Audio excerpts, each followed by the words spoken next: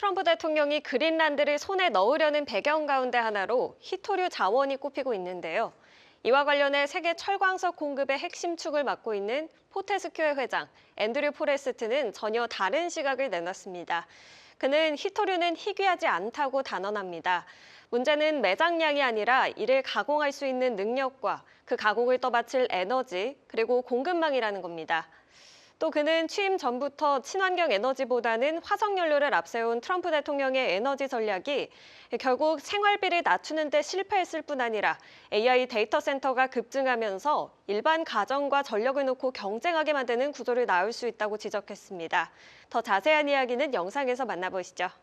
Well, first up, we're talking about this stoush between the United States and Europe over Greenland. Trump wants Greenland for national security or rare earths. How is this impacting the mining sector? What is geopolitics now looking like in your sector? Look, it is shaking the foundations. I have to reveal, I don't understand the fuss about rare earths. If you're going after Greenland for rare earths, I just have to remind you, it's part of the Earth's crust. There's nothing rare about rare earths. It's all about the processing. If it's geostrategic, then look, if it's to face off against Russia, I can understand that more. But I would certainly say, if you want a long-term solution, you work through friends, not over the top of friends.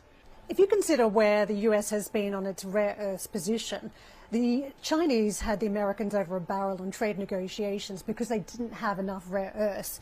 Now Trump is looking for more rare earths, and that's deals in Australia through Greenland, but he's also looking at cheap energy through the form of Venezuela. This is required for the processing part. So it's all coming together in a supply chain story, isn't it, for the Americans?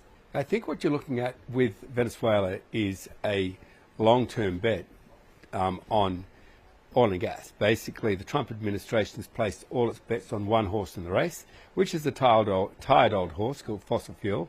It's becoming more expensive. It's the longest to build. It's the most complex to build. It's now got a big new competitor in that race, which is quick to build, quick to operate, and that's renewable energy. So all I'd say is, look, you've placed your bets on this.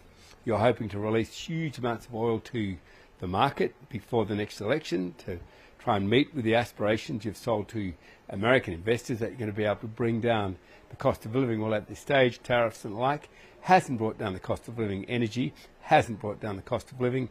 I've warned for ages, if you don't control the data centers and allow them access to renewable energy, encourage them to have access to renewable energy, you're going to have huge multi-billion-dollar data centers competing against mum and dad for energy. Not really a fair competition.